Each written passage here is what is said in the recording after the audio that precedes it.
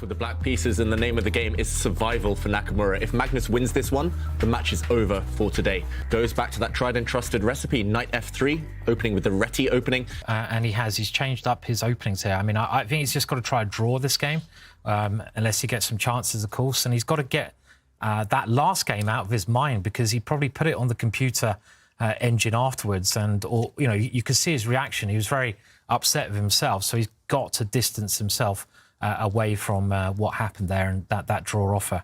Garry Kasparov, it can get very sharp there, and he has played it. I'm really happy to see this move. It's very exciting, and Magnus playing in the centre, so we could get a mainline King's Indian defence, and I'd always been interested to see what Magnus has against the King's Indian defence here.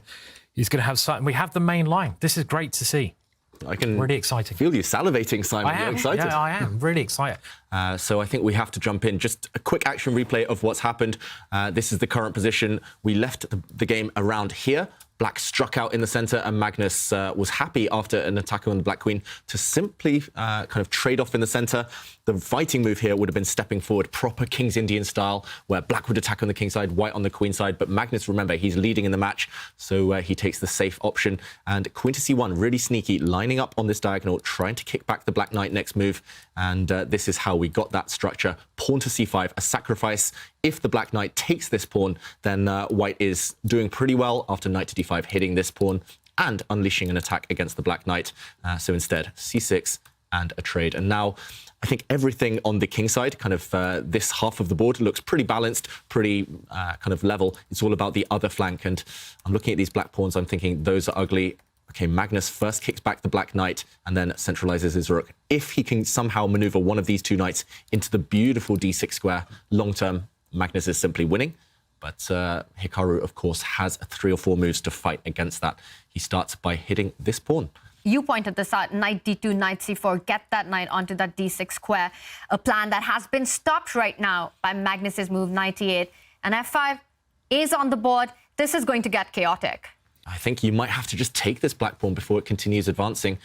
But, OK, there we go, a trade of pawns. At least now you've held up that kind of pawn push temporarily. White's queen being on the same diagonal as the Black King.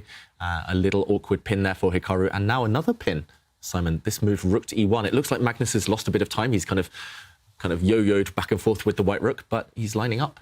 David, your idea after e4, and then you can sacrifice on e4. So there are a lot of these tricks that actually exist in the position. e4, knight e4 suddenly becomes game. Getting out of the way, getting out of dodge, queen f7 looks very healthy. And then he gets into this risk-free endgame, and then just lets Magnus off the hook.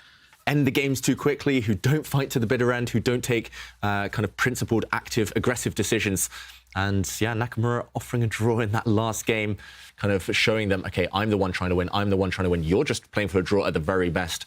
And OK, we'll see. History is, of course, written by the winners. Hikaru right now looks like he's in a bit of trouble on the board. I love what Magnus has been doing. He's slowly manoeuvred. It's taken 2 moves, but he's brought his knight round to the king side, starting to hint at those threats as we highlighted as well. And OK, the king does drop back. I'm expecting your move on the board, Simon. And he does play it immediately. I think Black's only move is to play e4 here, but it looks kind of loose, right? OK, he's just defended his pawn in a sensible way, but everything is just hanging on for Black here. And if Magnus actually is able to convert this one, that's just match over for Hikaru. That's a collapse of the match for Hikaru. Magnus in driver's seat right now. The bishop has dropped back to d2, so ideas of rerouting the bishop to the other diagonal. You want to put it to c3. Again, target that central e5 pawn, trying to get rid of Black's dark-squared bishop. And try to start an attack, but you can never do this because the g6 square is just too weak. It's on the board. It's on. Whoa! Really? Is he giving up the queen? What's happened here? What is happening here? Wow, he's randomising. He's gambling. Hikaru Nakamura. This is going to land with a check. I think this is almost guaranteed at this point. Magnus will give this check. The difference here is it's not game over. It's not checkmate, because this time the king can use the g8 square, which was liberated by the black rook last turn, and he's just giving up material here.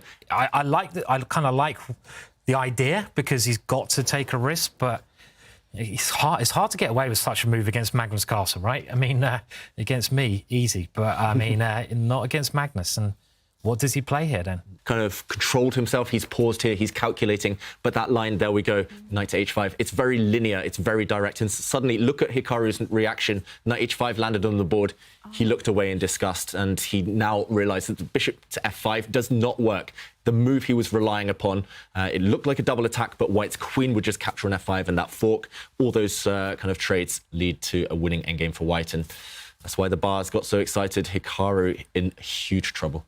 Yeah, I don't think he'll make it for the next couple of moves in this one. He does fall back with the bishop, so not allowing the trade on g7. Does White have time now to actually just get greedy with that rook on f8? Knight f8, is that what you just go for and ask Black to actually show what compensation you've got? Knight takes rook, looks promising. Knight takes bishop, looks promising. This pawn is collapsing.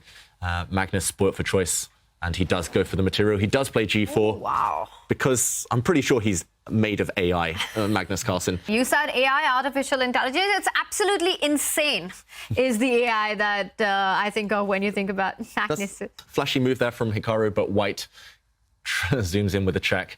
And I think we will see the final flourishes on this game. White's knight saves itself. White is up a whole exchange and a pawn, and Black's king side in tatters. While Jan Nepomniachtchi continues in the winner's bracket. Might even be something stronger, but it looks horrendous. And the queen instead. This is also going to be a killer blow. Magnus and his queen moves. Tell me a better love story. Yeah. He loves his queens. Especially in the center of the board. I don't know how they always end up on these amazing squares. White's, well, Magnus's queens in particular. It gives a check. Black's king sidelined. And, okay, under 1 minute, but of course, it's those queens again. She lines up against the Black king. And Hikaru now threatened with a devastating discovered check. The White bishop hoping to jump out the way next move, and what to do, how to defend. I guess White's, yeah, and Hikaru has played it. He's got to get away from that check. And how does White now finish this off? I mean, 3 pieces attacking against an exposed king is normally enough, but it feels like you might need one more. Okay, the knight is now aiming for a better square, and a rook coming to g3 where the knight just came from is also going to be terminal here. So Hikaru doing his best, but he's doing his best in a very bad situation. He didn't do that, and, well, it's creaking now. And I'm expecting your maneuver here. There we go. Magnus plays it instantly. The white rook swings up and across. Is this the moment where he's going to have to go down into the lower bracket? He's holding on a little bit more, but, oh, they're getting in each other's way as well, those pieces. And, you know, every white piece is piling over. 20 seconds each. I mean, you can still blunder. You might as well play on. Yeah, we saw some mouse slips. We saw some crazy turnarounds in the Speed Chess Championship final. So never say never. Hikaru doing the right thing and fighting on. Never resign too early. Never offer a draw too early either. But this one, he's fighting to the bitter end. The problem is his bishop disappears, and now Magnus... Queen e7, knight f6. He has a check. He's got to go king g6. You've got to go king g6. Oh, but this check could be a killer. Magnus using geometry here. Loose pieces drop off. The black queen undefended. I think after one more accurate check here, the black king will be forced to a square. The white knight can jump out the way. The black queen would have dropped. And that's the one. Queen d7 check on the board. And Hikaru Nakamura, with a shake of his head, resigns. And Magnus Carlsen taking the match in just 3 games. A dominating performance today. And it all comes down to that game 2, where Hikaru did have his shot.